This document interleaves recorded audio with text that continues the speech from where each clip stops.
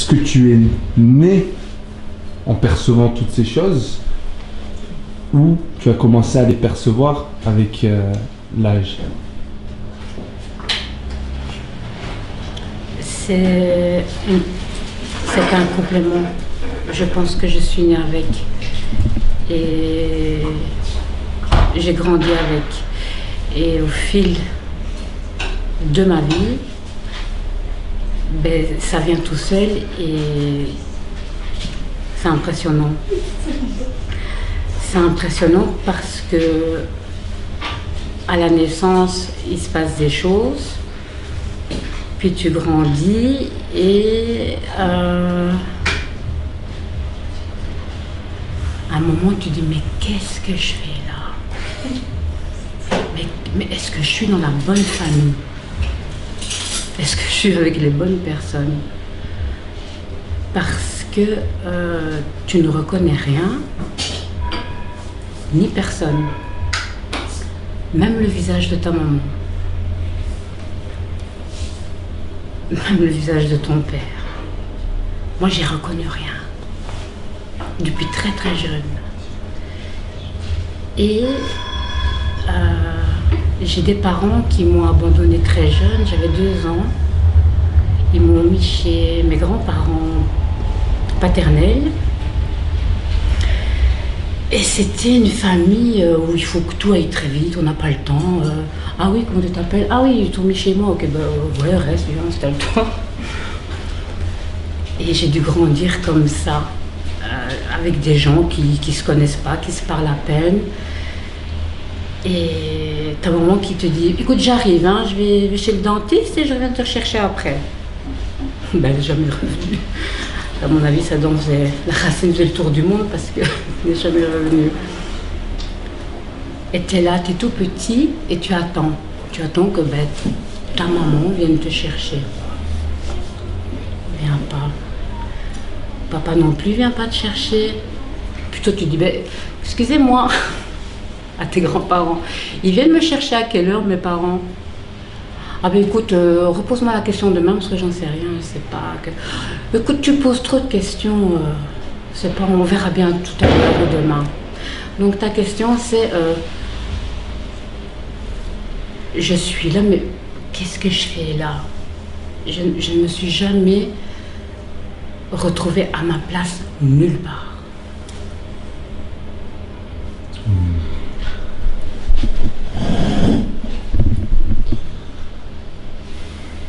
Tu t'es jamais retrouvée à ta place nulle part?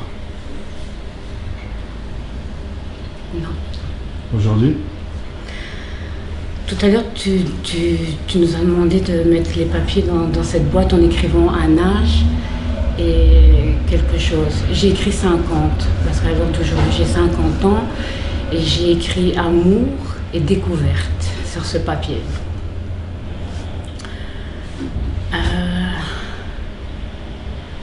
Quand tu viens d'une famille comme ça, où on te met dans cette famille-là, ben, quand tu es petit, ben, tu veux d'amour, tu veux de la tendresse, tu veux tout ça. Et t'en as pas, on t'en donne pas parce qu'ils n'ont pas le temps, t'en as pas. Et comme tous les êtres humains lambda, ben, tout le monde veut de l'amour, tout le monde veut des câlins, tout le monde veut de la tendresse. Ben, moi j'étais une guerrière. Ben, puisqu'on m'en donne pas, ben, je vais la chercher. Cet amour, cette tendresse, moi je vais la chercher. Donc je grandis comme ça et tu rencontres des bonnes personnes, tu rencontres des moins bonnes, tu vis des épreuves, des jolies, des moins jolies. Et pourquoi 50? Parce que comme je ne suis à ma place nulle part, j'ai grandi avec la communauté maghrébine, avec les Arabes. Moi, j'ai pas peur de dire le mot les Arabes. J'ai grandi avec les Arabes, les Marocains entre autres, où ils sont très famille, ils sont très tout. C'est une communauté que j'aime énormément et ils m'ont donné énormément en retour. Donc cet amour que j'ai cherché, je l'ai trouvé avec la communauté maghrébine, avec les Marocains. C'est quoi la différence entre l'amour et la tendresse? La tendresse, la tendresse, ça peut être des petites choses de tous les jours. La tendresse, c'est faire un petit câlin à un animal ou être content de caresser une fleur. Et l'amour, c'est un remplissage. L'amour, c'est une nourriture. Tu dois être nourri de quelque chose pour grandir. Si tu ne mets pas de l'eau à une plante, elle va mourir. Si tu ne reçois pas d'amour, comment veux-tu t'épanouir? L'amour, c'est important. Pour moi, l'amour est une nourriture, parce que je n'en ai pas eu. Il fallait bien que je grandisse, il fallait bien que... C'est comme... L'amour, c'est de l'essence. Nous sommes tous des moteurs, et pour rouler correctement, ben, on a besoin d'essence. Et je fais l'allusion que l'essence, c'est de l'amour. Tu ne mets pas d'essence dans ta voiture, tu ne roules pas. Tu n'as pas d'amour, ben, tu vis très mal.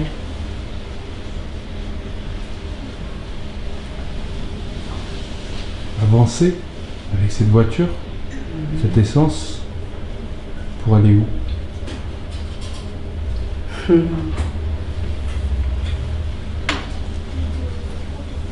En fait, j'ai 50 ans et je ne suis même pas encore... Je ne me retrouve nulle part, je ne suis bien nulle part. Je ne trouve pas ma place. Et avancer où? Ben justement, je voudrais bien aller la trouver, cette place. Et maintenant, je me suis fixé un rêve. Mon plus beau rêve, mon plus grand rêve, j'ai le désert qui m'appelle. Comme j'ai voyagé beaucoup aller-retour au Maroc, j'ai voyagé beaucoup à travers le Maroc, du nord au sud et du sud au nord, dans beaucoup de villes. Et j'ai pas fait le désert. Et le désert m'appelle parce que, comme tu le disais si bien dans plein de tes vidéos, quand tu parles du désert et de ta retraite, du silence, j'ai un immense besoin, et je sens, quand je te parle en disant ça, j'ai plein d'amour en moi, que je vais aller trouver l'amour dans le désert, je vais aller trouver la réponse à toutes mes questions, du pourquoi, du comment. J'ai besoin d'aller là-bas. Le désert m'appelle. À quel moment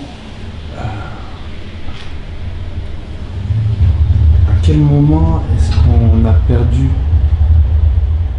cet amour dans notre vie?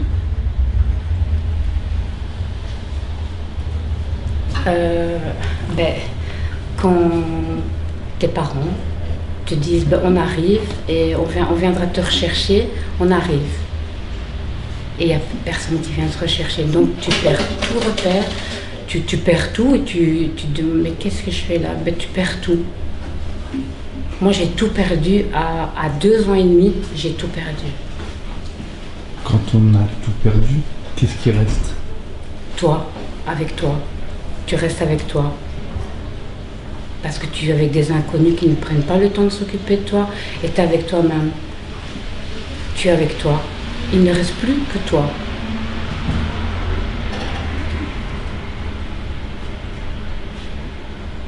Qu'est-ce qu'on se dit quand on est seul avec soi-même? C'est un kit ou double, où tu subis ce qui t'arrive ou tu avances. C'est un grand choix. Ça a été l'une des épreuves la plus difficile de ma vie. C'est de dire, tu sais qu'on dit, oui, quand on est petit, on ne se souvient pas. Si, moi, à 2 ans et demi, je me souviens très bien quand j'ai vu cette ombre partir, traverser cette porte, et qu'il n'est jamais revenu. À 2 ans et demi, tu sais très bien que quand ta maman, ton papa ne vient pas te rechercher, tu te dis, ok, c'est bon, là, je suis avec moi, et je peux compter que sur moi.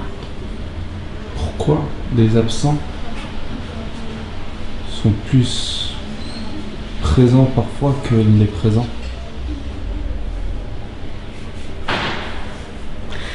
Parce que ça fait partie du système sociétal. Une vie normale, c'est quoi? C'est une famille, des amis, tu grandis normalement avec tes parents, etc., etc., etc. Ben moi, cette formule-là, je ne l'ai jamais eue. Cette formule standardisée. J'étais toujours avec moi. Quelle est la plus belle chose que tu as apprise sur toi? Que malgré que tu es seul, malgré que tu n'as pas tout ce système et toutes ces belles choses, eh bien, j'ai une grande foi dans la religion, là où je me suis convertie. Et la plus belle chose, c'est quand je me suis convertie à l'islam. J'ai été appelée, comme le désert m'appelle, j'ai été appelée. J'ai été appelée. J'ai fait un merveilleux rêve et j'ai été appelée. Et je crois que c'est l'année suivante ou 2 ans après, je me suis convertie, pas ici en Europe, mais à l'étranger. C'était un des plus beaux jours de ma vie. C'est ma dernière question. L'appel du désert, Oui, il a quel visage? il est magnifique. Il est lumineux. Il est très, très, très, très lumineux. Comme moi. Parce que quand je me suis convertie, l'imam me dit comment t'appelles-tu ton prénom européen? Je dis je m'appelle Lucie. En latin, ça veut dire la lumière. Ah. Et il a pris un temps de réflexion et il me regarde très profondément et me fait non. Ah, je dis ouais. Merci à toi. Merci.